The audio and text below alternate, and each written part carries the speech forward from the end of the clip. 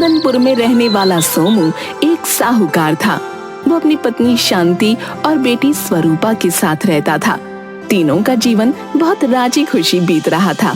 एक दिन अचानक स्वरूपा की माँ शांति की तबीयत बहुत खराब हो गई और वो बीमार पड़ गई। डॉक्टर शांति को देखने उसके घर पर आए और जांच करने के बाद बोले, सोमू, तुम्हारी पत्नी की बीमारी पकड़ में नहीं आ रही है, परंतु मैंने इस बीमारी के बारे में शहर के बड़े डॉक्टर से बात की है। उन्होंने कुछ जांच लिखी है जिसके लिए तुम्हें शहर जाना होगा। डॉक्टर साहब, आप मुझे बता दीजिए कौन कौन सी जांच करवानी है। मैं शहर जाकर बस सब जांच करवा लूंगा। बस आप मेरी शांति की जान बचा लीजिए डॉक्टर साहब। मैं पूरी कोशिश कर रहा हूँ। नियति को कुछ और ही मंजूर था। उसी रात शांति की जान उसकी बीमारी ने ले ली और वो चल बसी। छोटी सी स्वरूपा रोती रही, माँ माँ पुकारती रही, लेकिन माँ ने कोई उत्तर न दिया। वहां उपस्थित लोगों का कलेजा मुंह को आ रहा था, पर सब निशब्द खड़े थे। स्वरूपा माँ के बगैर तड़पने लगी।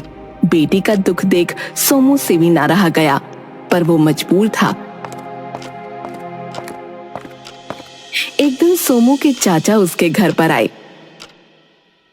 बेटा सोमू, मैं जानता हूँ कि ये समय तुमसे इस बारे में बात करने के लिए उचित नहीं है, लेकिन अब हम सबसे स्वरूपा की हालत नहीं देखी जाती बेटा। वो छोटी सी बच्ची माँ के लिए बिलख बिलख कर रोती है। आखिर इसका दोष क्या था? उसने तो माँ की ममता को पूरी तरह महसूस भी नहीं किया और ऊपर वाले ने उस बच्ची से वो ममता छीन ली। हम सबको लगता है कि तुम्हें स्वरूपा की खातिर दूसरा विवाह कर लेना चाहिए। अभी इस बच्ची का पूरा जीवन बाकी है और इसे जो है माँ की जरूरत है। मैं आपकी बात समझता हूँ चाचा, परंतु क्या करूं, कुछ समझ में नहीं आता। मुझसे भी स्वरूपा का बिलखना नहीं देखा जाता, परंतु सौतेली माँ के बारे में मैं सोच भी नहीं सकता। बेटा, तुम उसका भरण पोषण कैसे करोगे बताओ? घर के बाहर काम देखोगे या इस नन्ही सी जान को संभालोगे? बोलो। हम सब की राय यही है कि तुम स्वरूपा के लिए दूसरी माँ ले आओ। सोमू ने सोचा कि स्वरूपा को माँ मिल जाएगी और घर भी पहले की तरह संभल जाएगा। ऐसा विचार करके कुछ दिनों के बाद सोमू ने दूसरा विवाह कर लिया। स्वरूपा दूसरी माँ को पाकर बहुत खुश थी, लेकिन सौतेली माँ कंचन को स्वरूपा फूटी आंख न सुहाती थी। एक दिन सोमू को किसी काम से कुछ महीनों के लिए शहर जाना पड़ा। सोमू के जाते ही कंचन ने अपना असली रंग दिखाना शुरू कर दिया। जा बर्तनों को धोकर ला, सिर्फ बैठे बैठे खाना जानती है क्या? स्वरूपा सारा दिन माँ का कहना मानती और थकती न थी। माँ, मैं अभी बर्तन साफ कर लाती हूँ, आप फिक्र मत कीजिए। हाँ, मुझसे ज्यादा चिकनी चुपड़ी बातें करने की जरूरत नहीं है। जितना कहा उतना कर, बाकी अपनी ये चिकनी चुपड़ी बातें अपने पिता के साथ करना, मुझे इनकी कोई जरूरत नहीं है। स्वरूपा चुपचाप झूठे बर्तन उठाकर कुएं के पास जाकर धोने लगती। थोड़ी देर बाद भीतर से आवाज आती है, स्वरूपा की बच्ची कहाँ मर गई? एक तो न जाने इस जन्म जली का नाम किसने स्वरूपा रख दिया। लोगों को न जाने इसमें कौन सा रूप दिखता है। जल्दी आ, मुझे प्यास लगी है। जी माँ, अभी आई। कंचन सारा दिन स्वरूपा को काम में लगाए रहती, न उसे आराम करने देती, न ही भरपेट भोजन देती। पर बेचारी स्वरूपा करती तो क्या करती, उसका दुख सुनने वाला वहां कोई नहीं था। एक दिन, अरे ओ स्वरूपा की बच्ची, ये टोकरी ले और जाकर नदी से मछलियां पकड़ कर ला। आज मेरा मछली खाने का मन कर रहा है। जी माँ, अभी जाती हूँ। और सुन, बिना मछलियां लिए खाली हाथ अगर घर आई तो आज मैं तुझे ही पका कर खा जाऊंगी, समझी? चल भाग यहाँ से। नदी पर पहुंचकर स्वरूपा बहुत देर तक कोशिश करती रही, लेकिन उसे एक भी मछली न मिली। स्वरूपा रोने लगती है और खुद से बोलती है, मैं अगर बिना मछलियां लिए घर गई तो आज माँ मेरी जान ही ले लेगी और फिर पिताजी भी तो नहीं है। मैं क्या करूं? मुझे कुछ समझ नहीं आ रहा। माँ तुम कहाँ चली गई? तुम मुझे छोड़कर क्यों गई? अगर तुम्हें जाना ही था तो मुझे भी अपने साथ ले जाती।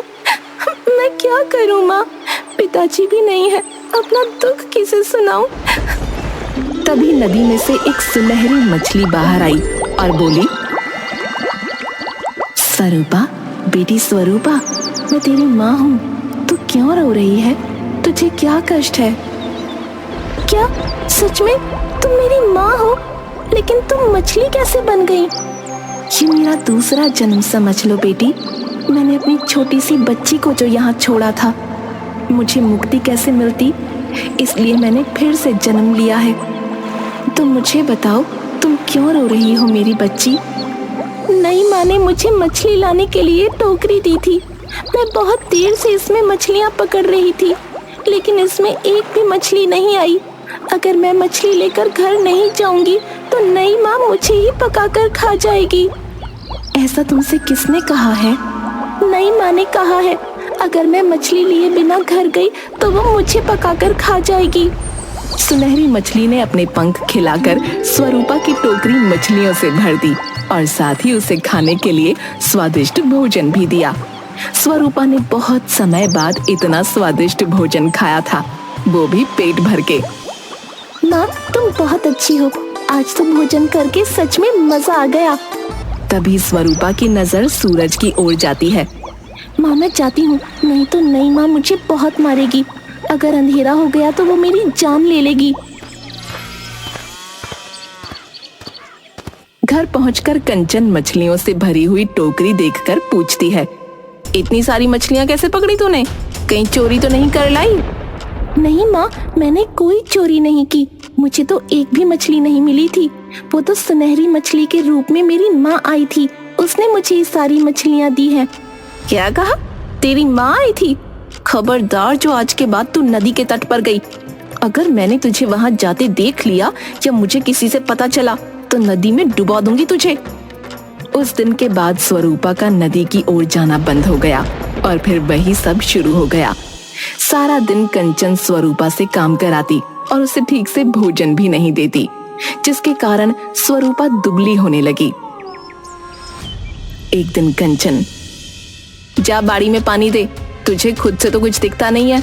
इतनी धूप, इतनी गर्मी हो रही है, बाड़ी में पानी देने तेरी मरी हुई माँ आएगी क्या? जल्दी जा और पानी देख कर आ। और सुन, पानी ठीक से देना वरना तेरी खैर नहीं। जी माँ, मैं अभी जाती हूँ। भूखी प्यासी स्वरूपा बाड़ी में पानी देने लगी। कुछ ही देर में वो थक गई और गर्मी के कारण उसे चक्कर आने लगा। कितनी गर्मी है आज, और ये सूरज दादा तो ऐसा लग रहा है कि सब कुछ जलाकर ही मानेंगे। एक काम करती हूँ, थोड़ी देर पेड़ के नीचे बैठकर आराम कर लेती हूँ, क्या पता मुझे ठीक लगे। पेड़ के नीचे बैठकर स्वरूपा, माँ तुम कहाँ हो? अब तो नई माँ ने नदी पर जाना बंद करा दिया है। मैं तुमसे मिलने कैसे आऊं? तुम्हारी बहुत याद आती है मुझे। तुम मुझे भी अपने पास बुला लो ना माँ। माँ, इतना कहकर वो रोने लगती है। तभी वहाँ एक तोता आया। स्वरूपा, बेटी स्वरूपा, तुम क्यों रो रही हो? और तुम इतने दिनों से कहाँ थी? तुम बोल सकते हो, और वो भी हम इंसानों की तरह? हाँ, मैं बोल सकती हूँ और मैं तुम्हारी माँ हूँ। लेकिन मेरी माँ का दूसरा जन्म तो मछली के रूप में हुआ है, जो मुझे नदी तट पर मिली थी। ये मेरा दूसरा जन्म है। तुम ये बताओ कि तुम इतने दिनों से नदी तट पर क्यों नहीं आई मुझसे मिलने? स्वरूपा रोने लगी और उसने तोते के रूप में अपनी असली माँ को सारी बातें बताईं। तुम बहुत कमजोर दिख रही हो, क्या तुम ठीक से खाना नहीं खाती? नहीं माँ, मुझे खाना नहीं देती है।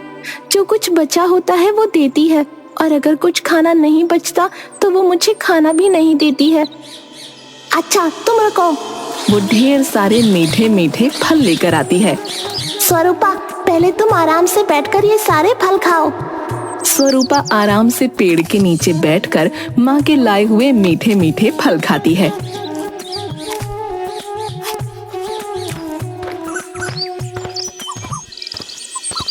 कुछ दिनों तक रोज ऐसा होता है। मैं इस स्वरूपा की बच्ची को खाना नहीं देती, फिर भी न जाने कैसे हट्टी कट्टी होती जा रही है। मुझे पता लगाना होगा। आज इसके पीछे पीछे बाड़ी में जाती हूँ। बाड़ी में कंचन सब कुछ अपनी आंखों से देखती है। शाम को जब स्वरूपा घर वापस आती है, स्वरूपा की बच्ची, बस बहुत हो गया बाड़ी में पानी देने का काम। कल से बाड़ी में जाने की कोई जरूरत नहीं है कि घर में बहुत सारा काम इकट्ठा हो गया है। माँ, लेकिन बाड़ी में पौधों को भी तो पानी देना है। तुझे उसकी फिक्र करने की जरूरत नहीं है, बेड़े आई पौधों को पानी देने वाली। मैं सब जानती हूँ। चुपचाप पहले घर का काम खत्म कर, बाड़ी का पानी मैं देख लूंगी। लेकिन माँ, जितना बोला है उतना सुन, ज्यादा जबान चलाने की जरूरत नहीं है। कंचन स्वरूपा का बाड़ी में जाना भी बंद करा देती है। कुछ दिनों के बाद स्वरूपा की असली माँ शांति गाय के रूप में आने लगी और अपना दूध स्वरूपा को पिलाने लगी। मैं तो इस जन्म जली को ठीक से खाना भी नहीं देती, फिर भी न जाने कैसे ये मोटी होती जा रही है। कुछ तो चल रहा है मेरी पीठ के पीछे, आज इसका पता लगाना ही पड़ेगा। कंचन छुप कर बैठ जाती है और देखती है कि एक गाय आकर स्वरूपा को दूध पिला रही है। अच्छा, तो ये सब चल रहा है मेरी पीठ पीछे। आने तो उस गाय को, मैं देखती हूँ। अब अगली बार आएगी तो मैं इस गाय को ऐसा मजा चखाऊंगी कि दोबारा कभी इधर दिखेगी भी नहीं।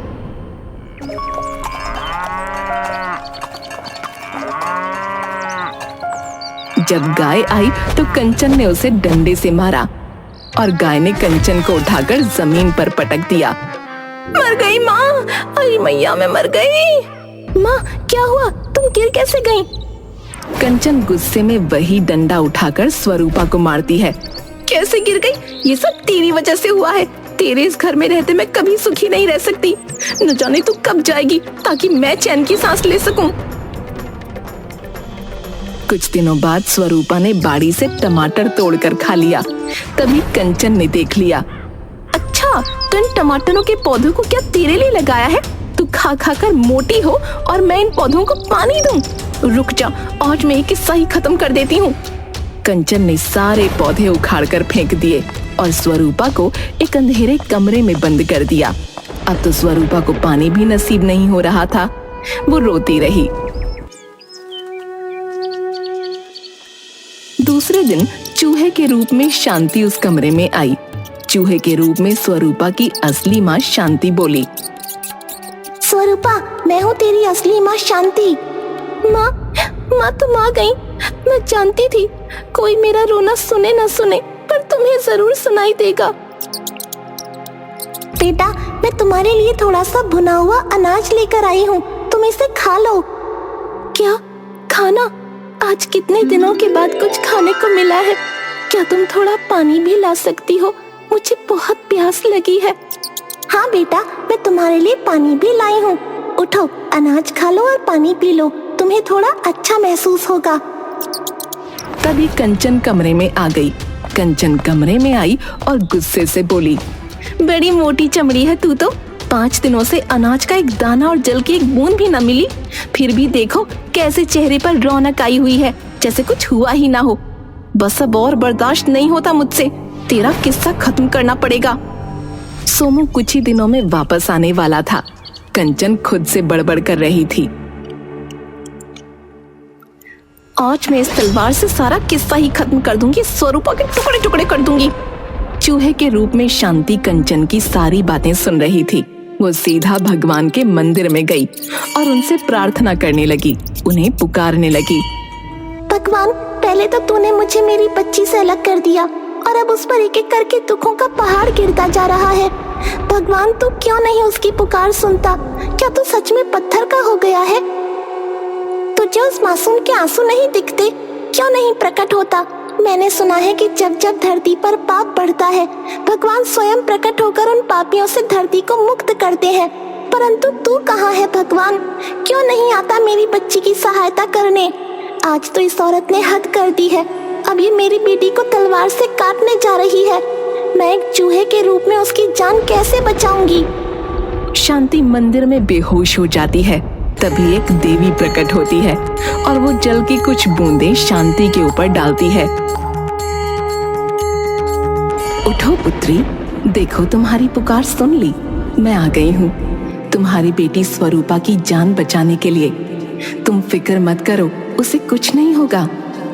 देवी, क्या आप सच में मेरी बेटी को उसकी सौतेली माँ से बचाएंगी?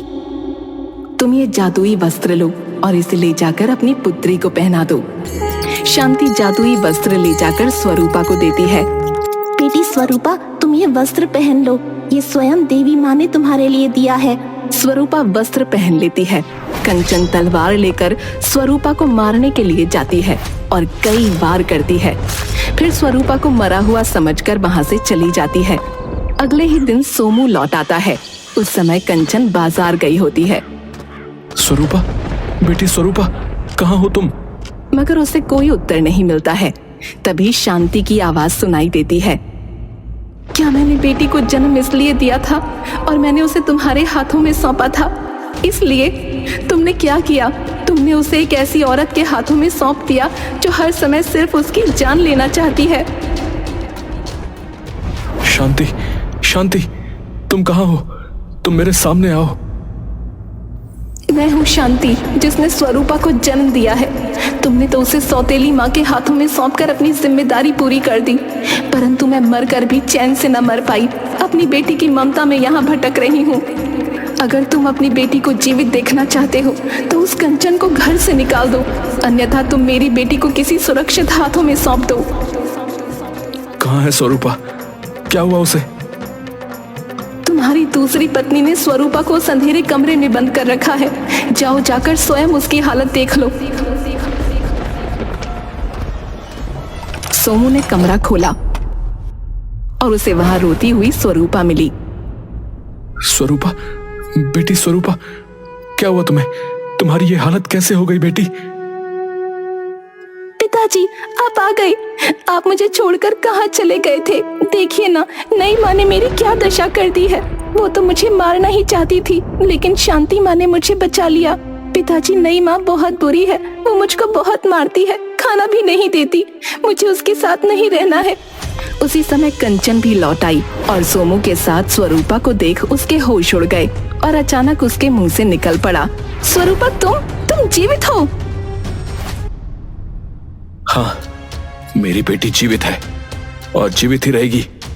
तुम उसका कुछ नहीं बिगाड़ सकती। अभी के अभी इस घर से निकल जाओ और दोबारा मुझे अपनी ये सूरत कभी मत दिखाना, बता रहा हूं। उस दिन के बाद से सोमू और स्वरूपा सुख से रहने लगे और फिर स्वरूपा ने कभी अपनी असली माँ शांति को किसी भी रूप में नहीं देखा। इसे कहते हैं माँ की ममता, जो मरकर भी अपने बच्चों के आसपास ही रहती है, खास तौर से तब जब वो बच्चे तकलीफ में हों।